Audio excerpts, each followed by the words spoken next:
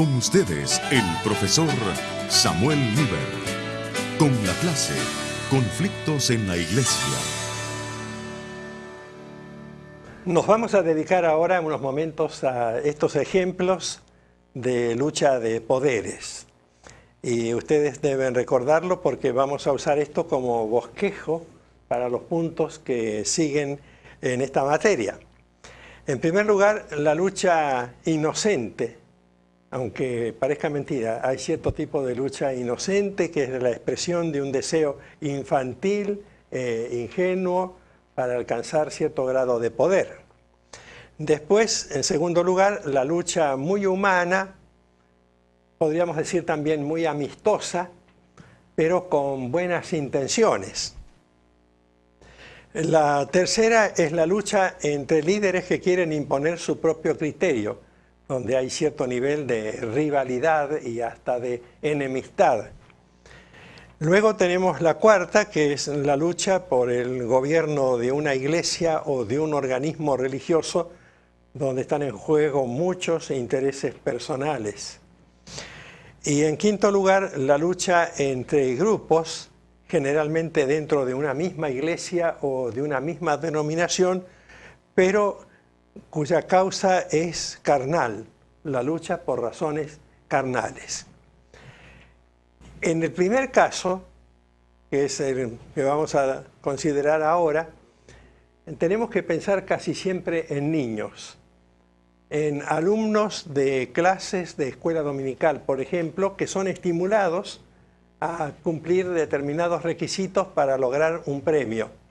El premio puede ser una Biblia, un Nuevo Testamento, puede ser un cargo, como ser el presidente de la clase o el secretario de la clase, o algún reconocimiento especial que el niño logra infantilmente, ingenuamente. Busca ser el mejor de su clase, a veces alentado también por sus padres, y lo consigue.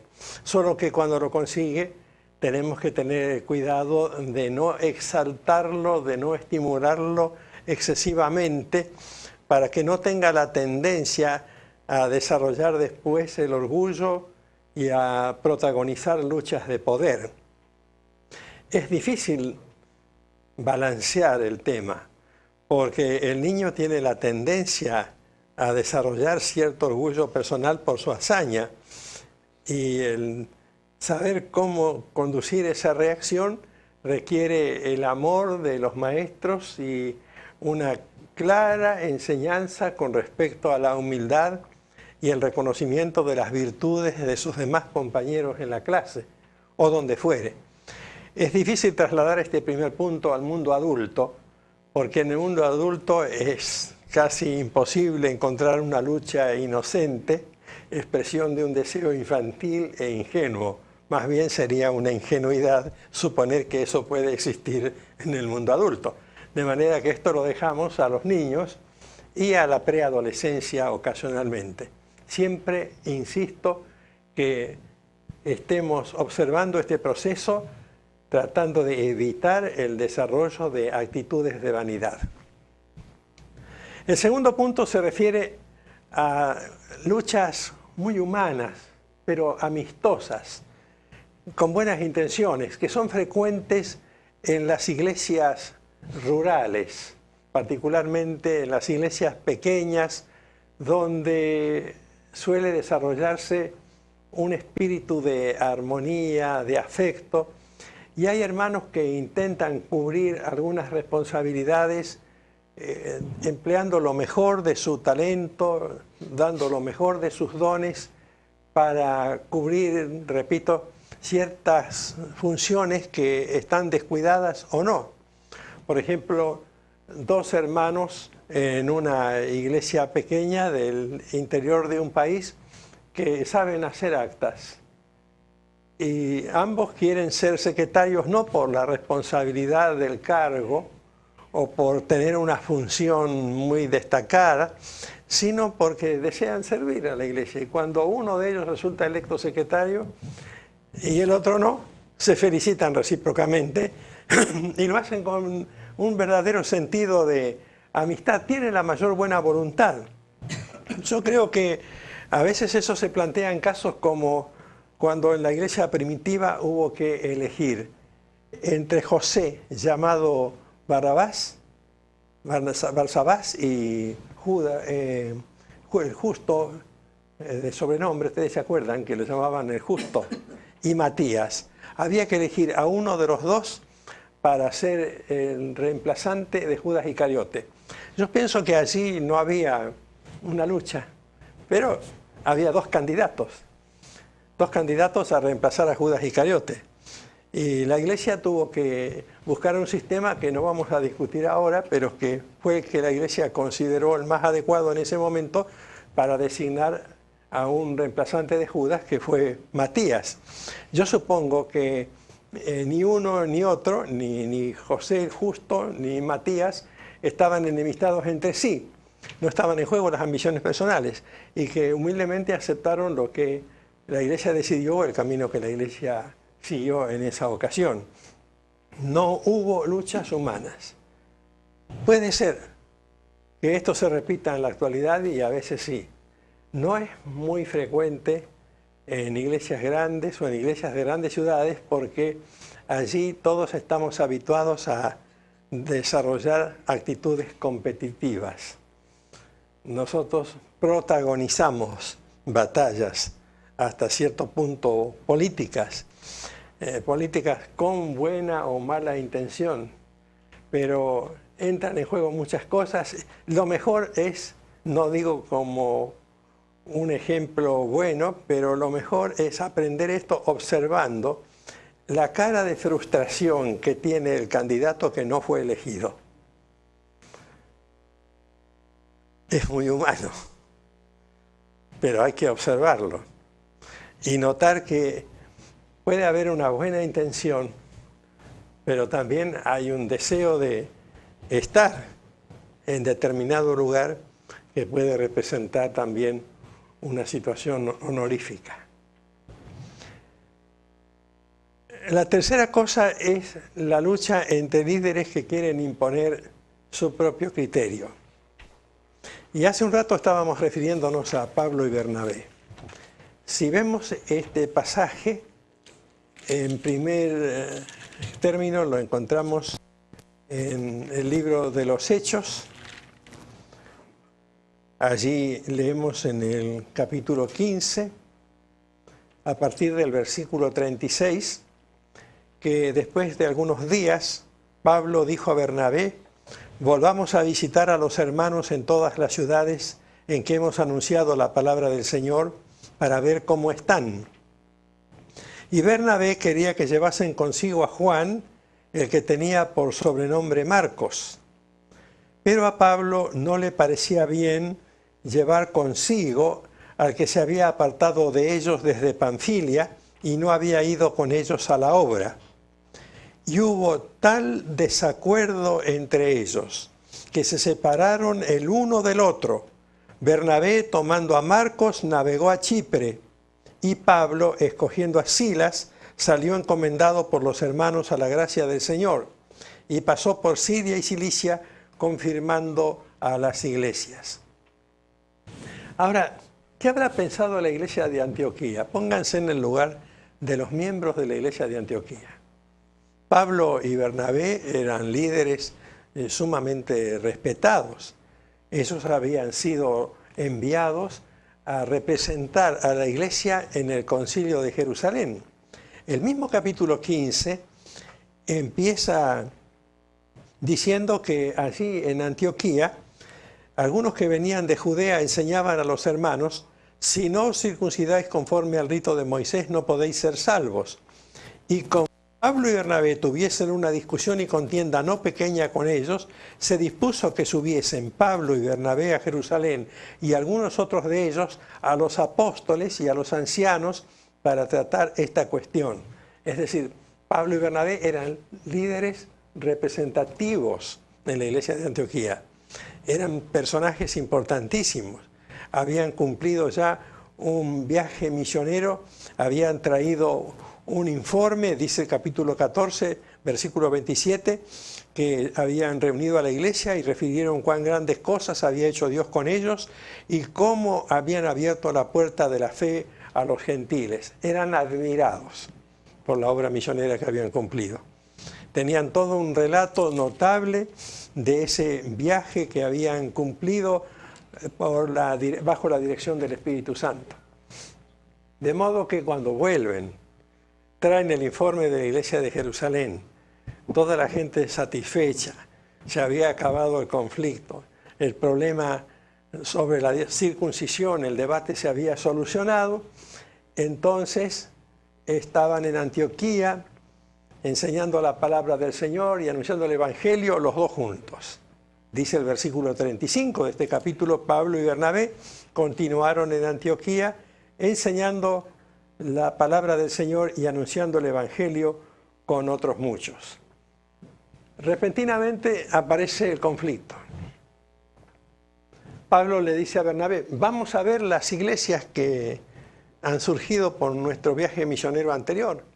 Vamos a visitar las congregaciones y ver cómo están los hermanos que creyeron en la palabra del Evangelio. Y entonces Bernabé acepta. Y dice, bueno, está bien, llevemos a Marcos. Llevemos a Marcos. Marcos los había abandonado.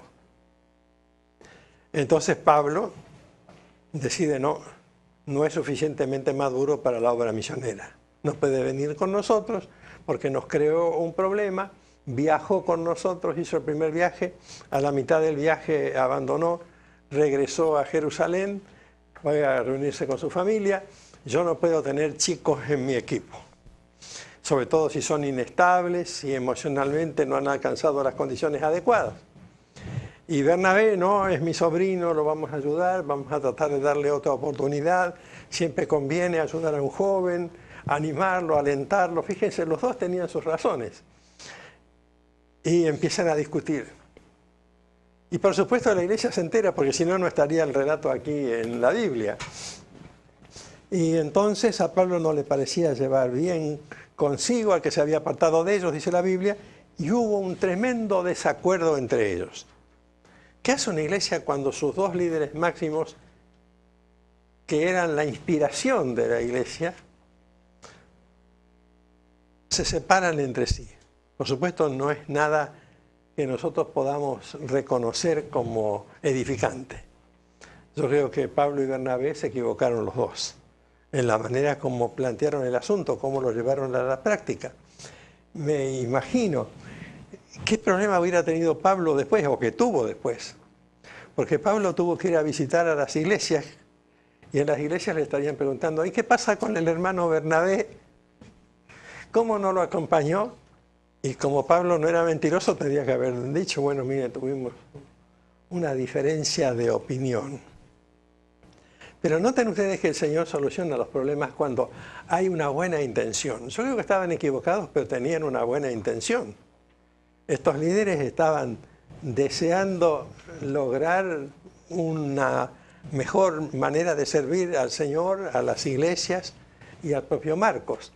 La preocupación de Pablo era disciplinarlo a Marcos para que aprenda cómo comportarse en un viaje misionero. La preocupación de Bernabé era ayudarlo a Marcos a crecer para que sepa cómo comportarse en la obra misionera. Los dos tenían la misma intención, los caminos que habían elegido eran distintos. Se separaron, causaron un disgusto a la iglesia, tuvieron un disgusto entre ellos, cada uno se fue por su lado, por su camino, pero Dios los utilizó a los dos. Hay una comprensión, una tolerancia de parte de Dios. Con el tiempo, Pablo lo necesita a Marcos. Y cuando escribe a Timoteo en su segunda carta, en el capítulo 4, en el versículo 11, el apóstol Pablo le dice a Timoteo, toma a Marcos y tráele contigo, porque me es útil para el ministerio. ¿Vieron cómo cambió? Cuando dos líderes maduros y honestos no se ponen de acuerdo entre sí, pueden conservar la amistad. Y quizás tener dos ministerios diferentes, como el ministerio que el Señor dio a Pablo y el ministerio que el Señor dio a Bernabé. Es decir, no podemos rasgarnos las vestiduras por diferencias de opinión. Si buscamos realmente la gloria de Dios, tampoco vamos a perder la amistad. Los que somos ya veteranos en la obra, tenemos amistad muy profunda con hermanos que tienen opiniones muy distintas a las nuestras, pero el Señor les usa en sus respectivos ministerios y sentimos que cuando estemos en su presencia, estas diferencias de opinión van a desaparecer. Ahora, hay otros problemas también. Fíjense, Pablo tenía su carácter y hay que reconocer que el carácter de Pablo era bastante enérgico. Dice en la carta a los Gálatas, en el capítulo 2, versículo 11, cuando Pedro vino a Antioquía, le resistí cara a cara porque era de condenar. Porque antes que viniesen algunos de parte de Jacobo, Jacobo era el pastor de la iglesia de Jerusalén. Pedro comía con los gentiles, pero después que vinieron los de la iglesia de Jerusalén, se retraía y se apartaba, porque tenía miedo de los de la circuncisión, es decir, de los judíos creyentes que creían en la circuncisión. Y en su simulación participaban también los otros judíos, de manera que aún Bernabé fue también arrastrado por la hipocresía de ellos. Y cuando vi que no andaban rectamente conforme a la verdad del Evangelio, le dije a Pedro delante de todos, si tú siendo judío vives como los gentiles y no como judío, ¿por qué obligas a los gentiles a judaizar? Lo retó a Pedro delante de todos. Dos líderes todavía en importancia y por el tiempo transcurrido de una mayor dimensión que la que había tenido la pareja de Pablo y Bernabé en la obra misionera. Esta vez Pedro era Pedro y Pablo era Pablo. Dos líderes respetables con una trayectoria muy importante, conocidos por los cristianos, se enfrentan porque Pedro, cuando no estaban los que venían de Jerusalén, comía de una manera, y cuando vinieron los que llegaron de Jerusalén, comía de otra manera, y se adaptaba a los otros y se alejaba de los primeros, de los gentiles. Entonces Pablo inmediatamente reprende a Pedro.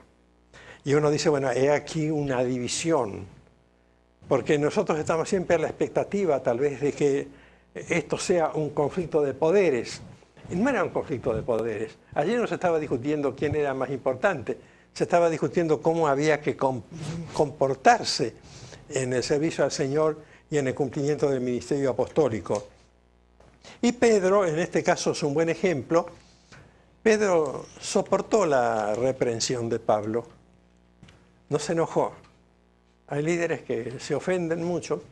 Pedro, al contrario, cuando escribe su segunda epístola en el capítulo 3, dice en el versículo 15, tened entendido que la paciencia de nuestro Señor es para salvación, como también nuestro amado hermano Pablo, según la sabiduría que le ha sido dada, os ha escrito casi en todas sus epístolas, hablando en ellas de estas cosas, entre las cuales hay algunas difíciles de entender, las cuales los indoctos e inconstantes tuercen, como también las otras escrituras, para su propia perdición. Nuestro amado hermano Pablo, según la sabiduría que le fue dada. Algunos líderes no perdonarían que los reprendan en una reunión grande, con muchos hermanos de Antioquía y muchos de Jerusalén. Era una reunión unida, ¿se han dado cuenta ustedes? Venían los hermanos de Jerusalén representando al pastor Jacobo, Santiago, que estaba en Jerusalén. Y llegan a Antioquía para una reunión conjunta. Y entonces Pedro comete una debilidad, una falta. Pablo la llama una actitud pecaminosa, un pecado. Y Pablo lo reprende a Pedro delante de todos. Entonces podemos suponer que Pedro va a ser una raíz de amargura profunda y va a estar resentido toda la vida. Y no me hablen más de Pablo, no quiero saber más nada de él, no me vuelvo a reunir con él. Sin embargo, no. Pablo está diciendo nuestro amado hermano, está diciendo nuestro amado hermano Pablo, según la sabiduría que le ha sido dada, os ha escrito casi en todas sus epístolas, hablando en ellas de estas cosas. Es decir, reconociendo la sabiduría de quien fue su ocasional, ¿cómo le podríamos llamar? No juez, de aquel que lo reprendió en una reunión. Y este criterio de no hacer daño a ninguna congregación es muy importante, porque la lucha entre líderes que quieren imponer su propio criterio hace daño. Pero cuando los líderes tienen alguna diferencia de opinión entre sí, pero todos procuran servir al Señor y cumplir con su ministerio adecuadamente, entonces se hace bastante bien a la congregación. Porque cada cristiano tiene su propia personalidad. Unos son frontales y otros son diplomáticos. Yo creo que en este caso Pablo tenía una mente lógica, era frontal. Y Bernabé era más bien un corazón bondadoso, tierno, y trataba de buscar otra manera de solucionar los problemas. Sin embargo, los dos servían al Señor dándonos un ejemplo de cómo manejarnos en los momentos de crisis. Porque Dios no quiere que todos hagamos las mismas cosas. Dios da a cada uno un ministerio especial y a veces debemos darnos cuenta o comprender siempre que Dios quiere que hagamos cosas diferentes. La Biblia dice que hay diversidad de dones, pero el Espíritu es el mismo. Y hay diversidad de ministerios, pero el Señor es el mismo. Y hay diversidad de operaciones, pero Dios, que hace todas las cosas en todos, es el mismo. Entonces, los problemas serios ocurren cuando dos líderes se enfrentan para imponer su propio criterio, para crear una lucha de poder, es decir, utilizar su influencia humana y sus recursos carnales. No sé si ustedes conocen la expresión que es muy típica del sur de América, en el área del Río de la Plata, serruchar el piso. ¿Saben qué es serruchar el piso? Es tratar de debilitar el suelo donde el líder se apoya para que él se hunda y desaparezca. Entonces sus rivales o adversarios tratan de desacreditarlo o de restarle cualquier tipo de méritos o de censurarlo o de criticarlo.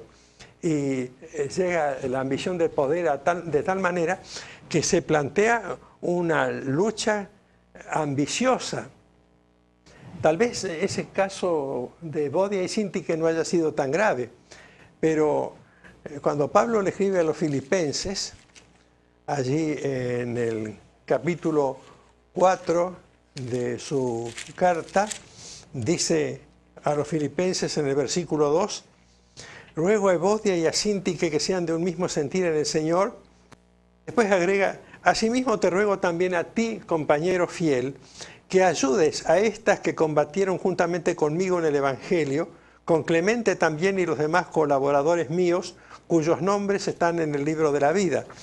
Es decir, solicita al ministro de la iglesia de Filipos que atienda a Evodia y Síntique para que no sigan peleando entre sí, que sientan lo mismo.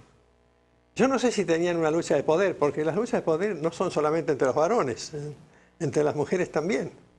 Y probablemente algunas mujeres conozcan alguna historia relacionada con sus luchas, por ejemplo, en la sociedad de mujeres de una iglesia, en la sociedad femenil misionera o en la unión de mujeres. Hay esas luchas también, las hubo siempre, entre mujeres y entre hombres de la misma manera. Y eso, cuando dice que sean de un mismo sentir en el Señor, no quiere decir que tenían que trabajar en el mismo ministerio, sino que tenían que abandonar la hostilidad recíproca que había entre ellas y dejar ese tipo de enfrentamiento inspirado por las razones absolutamente carnales. Yo he visto en algunos casos esa lucha entre líderes que quieren imponer su propio criterio de una manera bastante anecdótica, pero al mismo tiempo peligrosa. Por ejemplo, en la asamblea, en la reunión de negocios de una iglesia, un líder buscar un bus o una guagua, un colectivo, un ómnibus, lo que se le llame, y llenarlo de su propia gente y después llevarlo a la reunión en la iglesia, ese grupo, o si podía alquilar 2 buses o 3 buses y meter 100 personas o 200 en una sesión de negocios para que, siendo miembros de la iglesia, apoyen sus decisiones con aplausos, con gritos, con amén y sus propuestas. Y propongo tal cosa y un grupo que grita y apoya y aplaude. Esto es un tipo de maniobra política que se produce con cierta frecuencia en algunos países que conozco, incluyendo el mío. Esto suele ocurrir en la manipulación de una asamblea. Y pienso que la actitud de Pablo, por ejemplo, al reprender a Pedro, fue al mismo tiempo una actitud didáctica, porque yo no creo que Pedro haya estado involucrado en un pecado de manipulación de la gente, sino en la intención de lograr el apoyo del grupo que procedía de la iglesia de Jerusalén, pero que no estaba pensando él en hacer algo tan grave como podía haber ocurrido si él hubiera manipulado el grupo para defender su propia posición, que era una posición conciliatoria entre un grupo que era partidario de la circuncisión y un grupo que estaba en contra de la circuncisión. Entonces lo que hace Pablo es reprender a Pedro, pero al mismo tiempo evitar que se produjera un debate. Él impidió el debate, de la manera que había sido impedido el debate también allí en Jerusalén cuando se logró ese convenio que todos nosotros conocemos.